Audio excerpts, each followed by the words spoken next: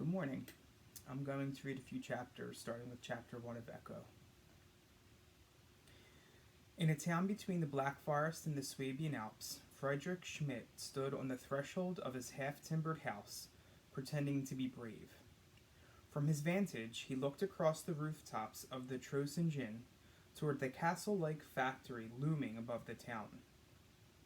Within its walls a smokestack rose higher than the tallest gable and puffed a white cloud, a beacon against the gray sky. Father stood behind him in the doorway. Son, you know the way. We've talked it hundreds of times. Remember, you have as much right to be on the street as the next person. Uncle Gunther will be waiting for you at the front gates. Frederick nodded and stood taller. Don't worry, Father. I can do it. He wanted to believe his own words, that something as simple as walking to work by himself would be easy, that he wouldn't need Father's hawk-like presence, shielding him from the frightened or steering him around the gawkers. Frederick took a few steps toward the street, then turned to wave. Father's hair billowed from his head in a gray halo, giving him a wild look. It suited him. He raised his hand in return and smiled at Frederick. But it wasn't his usual jovial smile. It was half-hearted and worried. Were those tears in his eyes? Frederick went back and pulled him into a hug, inhaling his persistent smell of Beau Rosen and Anis Langeses. I'll be fine, Father. It's your first day of retirement and you should enjoy it. Will you join the pigeon feeders? Father laughed, holding Frederick at arm's length. Heavens, no. Do I look like I'm ready for the park bench? Frederick shook his head, happy he lightened the mood. What will you do with your time? I hope you'll think about performing again. Long ago, Father had played cello for the Berlin Philharmonic, but he set aside that life when he married and had children, taking a more practical job at the factory. Shortly after Frederick was born, Mother died and Father was left to raise him and his sister Elizabeth alone. I won't likely perform with an orchestra, said Father, but don't you worry. I'll have plenty of time to keep me busy. My books, my cello, students, concerts, and I intend to start a chamber music ensemble. Father, you have energy of 3 men. That's a good thing, with your sister coming home today. Elizabeth will fill our house with directives, and I'll need stamina for that, to be sure. I'll intend to convince her to take up the piano again, so we can resume our Friday get-togethers, beginning tonight. I miss them. Frederick missed those evenings too, for as long as he could remember, every Friday after dinner, Uncle Gunther, Father's younger brother, came for dessert and brought his accordion. Father played the cello, Frederick harmonica, though in truth cello was his instrument too, and Elizabeth played piano. Father and Elizabeth would argue about everything from choice of songs to the order in which they were playing. Frederick had been giving up trying to determine whether Elizabeth and Father were opposites in nature or simply alike.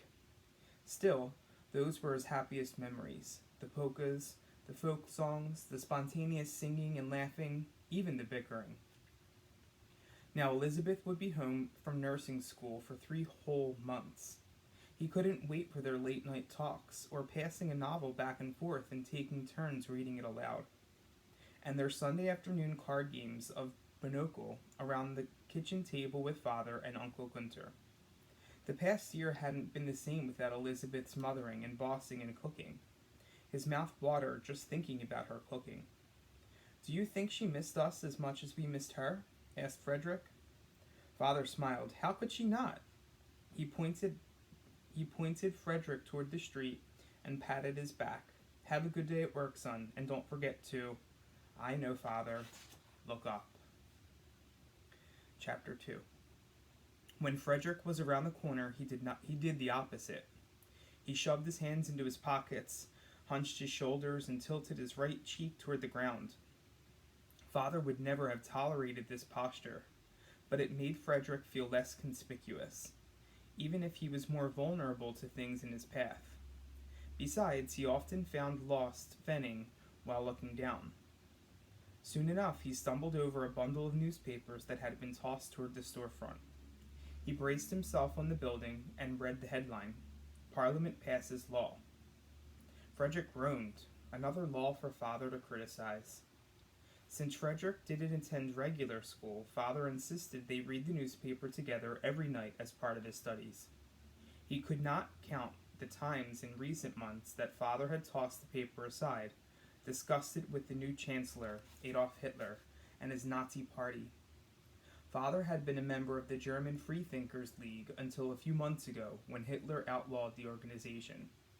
Just last night, after reading yet another article, Father had paced the kitchen and ranted, "Is there no room in this country for more than one way of thinking? Hitler bullies the parliament to make laws on whims.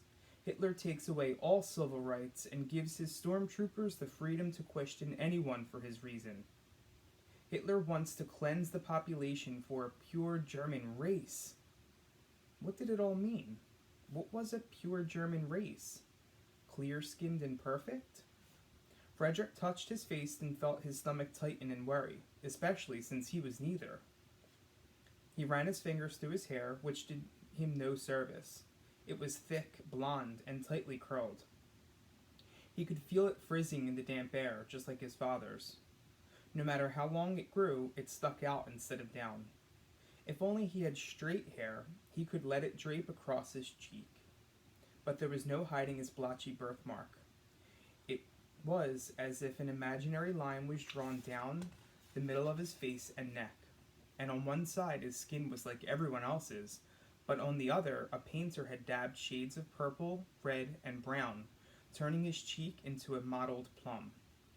He knew he looked horrid. How could he blame people for staring or for being frightened?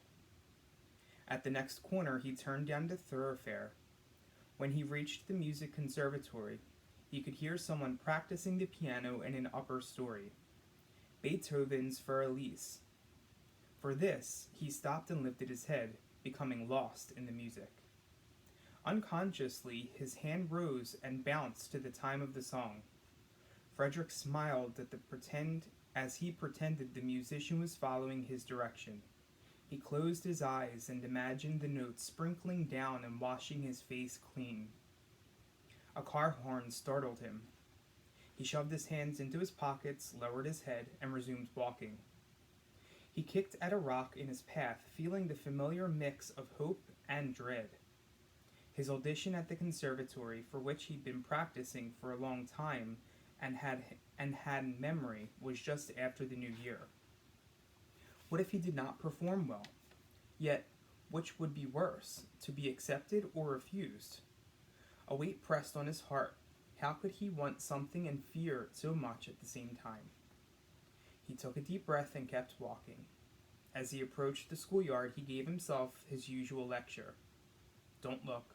Don't pay attention. He tried to bolster himself with the things Father always said. One foot in front of the other, keep moving forward, ignore the ignorant. But without Father at his side, his heart pounded, and his breathing quickened. He faltered and glanced up. A group of boys huddled together on the steps, pointing at him, snickering and making faces in mock horror. He shaded his face with his hand, hung his head, and took longer strides, weaving around the people until he was running. "Frederick!" He almost fell over Uncle Gunter. "Good morning, nephew." He put an arm around Frederick's shoulder and drew him close. Frederick tried to catch his breath. "Good morning. Aren't you happy to see me? Because I am happy to see you. Come." He guided Frederick through the factory gates. "I'm moving over to Father's table today. We'll be side by side. Is that agreeable?" Uncle Gunter was his usual jovial self, and it steadied Frederick. "Of course," he said. "It is what I'd hoped." As he and Uncle Gunter crossed the cobblestone square, Frederick could feel his heart and breathing calm.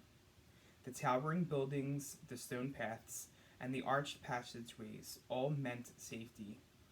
And the fat water tower, a stodgy obelisk standing sentry over the entire enclave, was his guardian in disguise. Part of him wished he could stay and work at the factory forever. The other part of him wished his life had taken a different course, that he'd been a boy who went to a real school, had friends his own age, and an ordinary, remarkable face. But fate had stepped in his path, and when he was only 8 years old, he became the youngest and smallest apprentice in the biggest harmonica factory in the world. And for that, I will leave you with chapter 3 for tomorrow.